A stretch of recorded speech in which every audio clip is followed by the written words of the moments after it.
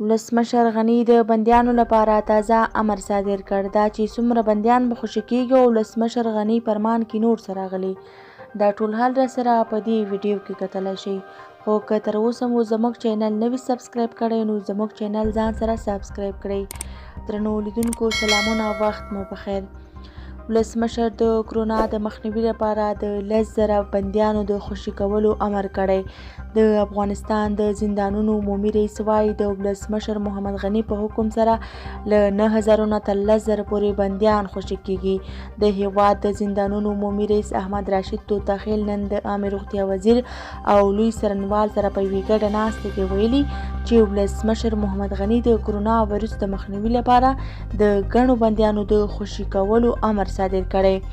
ښاغلي توتاخیل زیاته کړه چې دغه بندیان به د ولسمشر له امر د اجرا کېدو نه وروسته د هیواد له زندانونو خوشي کړای شي. نوموړي زیاته کړه هغه بندیان چې د ملي امنیت ضد کړنو باندې تورن دي هغوی د دې فرمان برخه نه دي او نه به خوشي کېږي.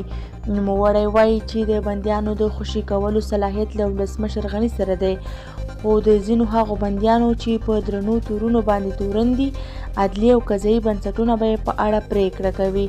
توتاخیل وایي چې د فرمان پر اساس د دغو بندیانو خوشي کول به تر راتلونکو 10 ورځو پورې پای ته ورسیږي. په دغه خبري ناسته کې د هیواد لوی څارنوال فرید حمیدي وویل چې دغه بندیانو کې هغه کسان شامل دي چې له 15 کلونو کمه سزا ورته ورکول شوې وي او یا هم عمر ته په کتو سره هغه کسان چې ډیره موده یې بند کې تېره کړې وي او تر 15 کلونو سزا یې پاتې وي نو خوشي به کړای شي.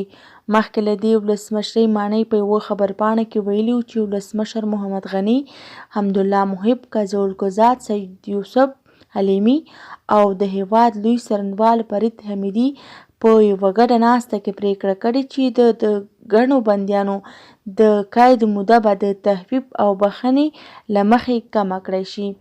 دا وه زموږ د نن ورځې ویډیو. تر بلې ویډیو چې ستاسو په خدمت کې حاضریږم تر هغې مو په لوی خدای سپارم. ښې چارې ولرئ.